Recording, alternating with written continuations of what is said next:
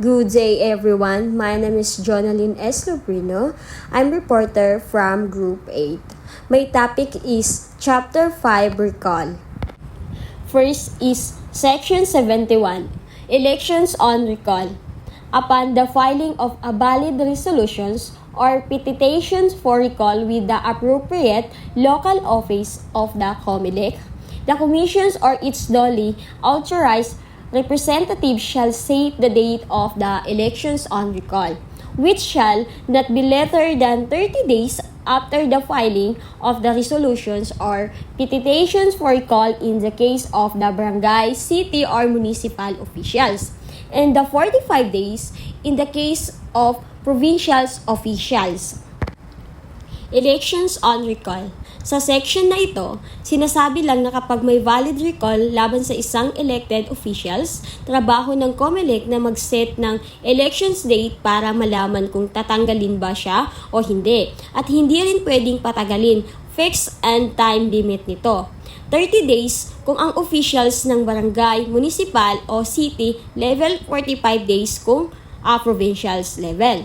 Ang maganda rito, kapag may recall elections, automatic candidate pa rin ang officials na gusto i-recall. Ibig sabihin, may chance siya ipakita na may tiwala pa rin sa kanya ang mga tao. Section 72, Effectivity of Recall.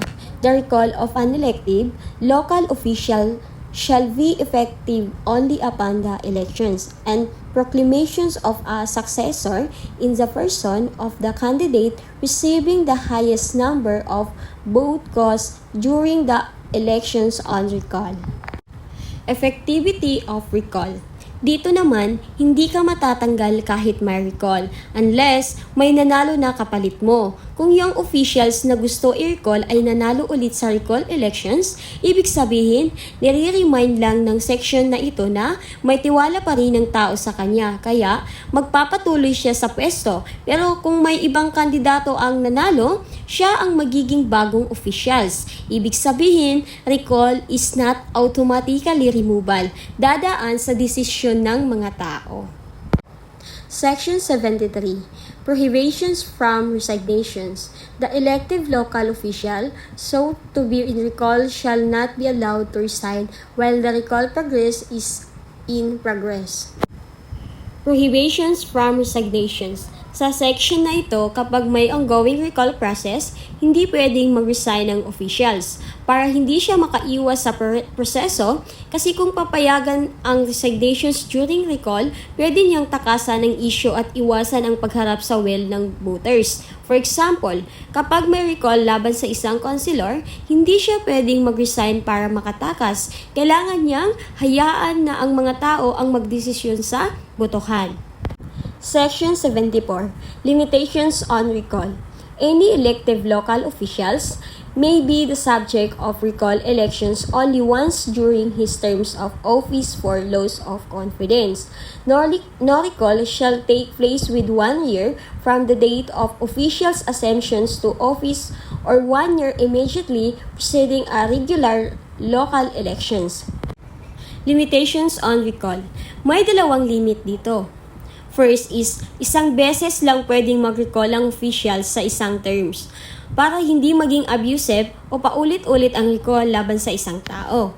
Pangalawa is, may time restrictions. Hindi pwedeng magkaroon ng recall sa first year ng official sa office at 1 year before ang next regular elections para may stability sa pamahalaan at parang hindi maging sobrang political ang recall lalo na malapit na ang election season. Halimbawa, kung ang nanalo ang mayor noong 2024, hindi muna siya pwedeng i-recall sa 2024 to 2025 at hindi rin siya pwedeng i-recall sa 2027 kung election na ang 2028.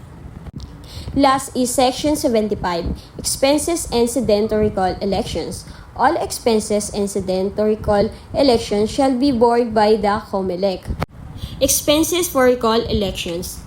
Ito naman, practical lang. Lahat ng gasto para sa recall elections tulad ng balota, machines, venue, staff, logistic, sagot ng COMELEC, hindi ng local government.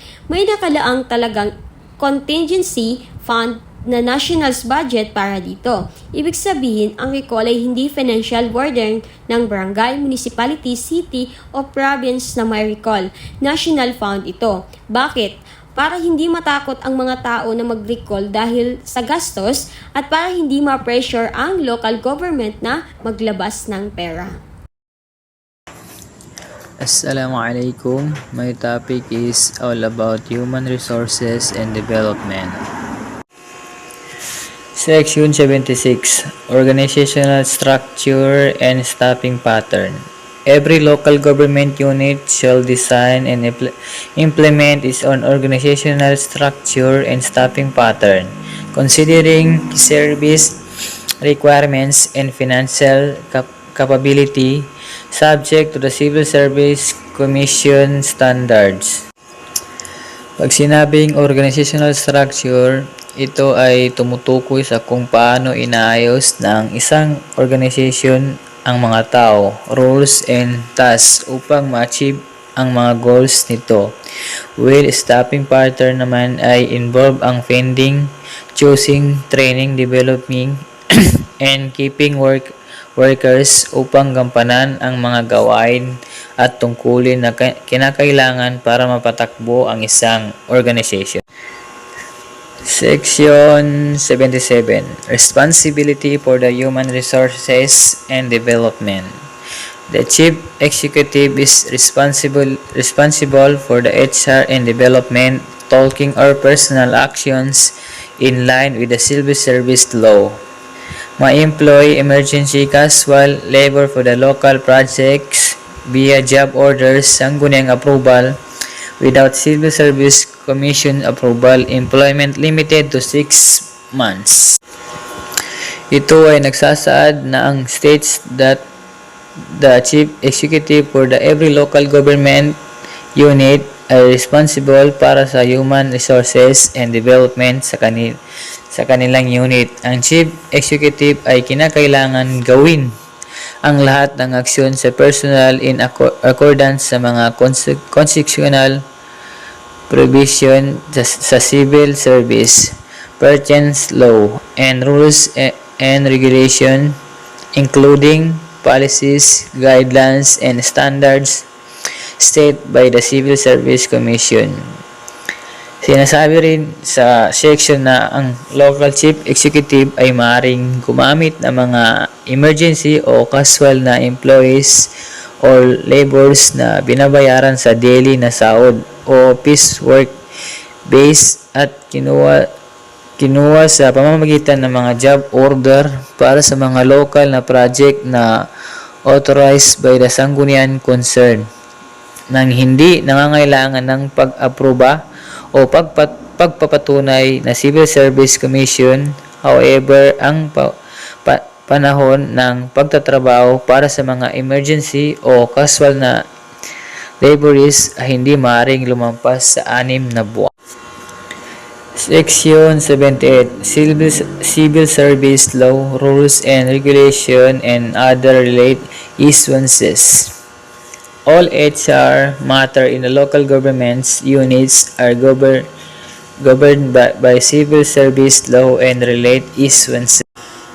Ang Civil Service Law ay tumutukoy sa mga batas na nag-ugnay sa pagtatrabaho sa civil service. Saklo nito ang mga aspects tulad ng requirement, appointment, compensation, promotion, discipline at separate from the service. Ang rules and regulations naman ay mga details, guidelines at procedures issued by the Civil Service Commission upang ipatupad ang mga provision ng batas ng civil service. Nagbibigay ang mga ito ng clarity at direction kung paano dapat isagawa ang mga function ng HR at development sa mga LGU. Ang other related issuances naman ay kabilang dito ang mga memoranda, circulars, and other official communications na inilabas ng CS at iba pa mga relevant government agencies na maring tugunan ng mga pagpalabas na ito ang mga particular na issues or concerns na relate sa HR at development sa public sector. Section 79. Limitations and appointments. No appointment to career to service if relate within the fourth civil degree to the appointing recommending authority.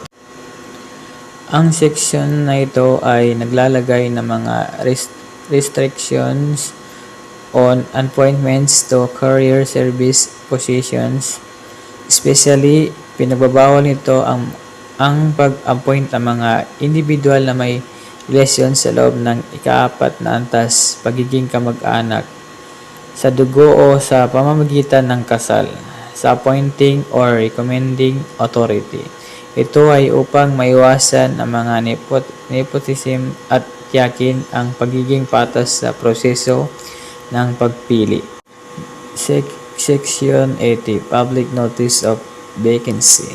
Vacancies must be posted in the last 3 conspicuous public places for no less than 15 days.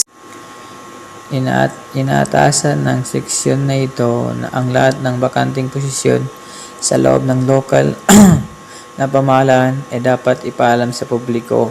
Ang anunsyo ay dapat ipiskil sa at least 3 conspicuous public places sa loob ng minimum of 15 days.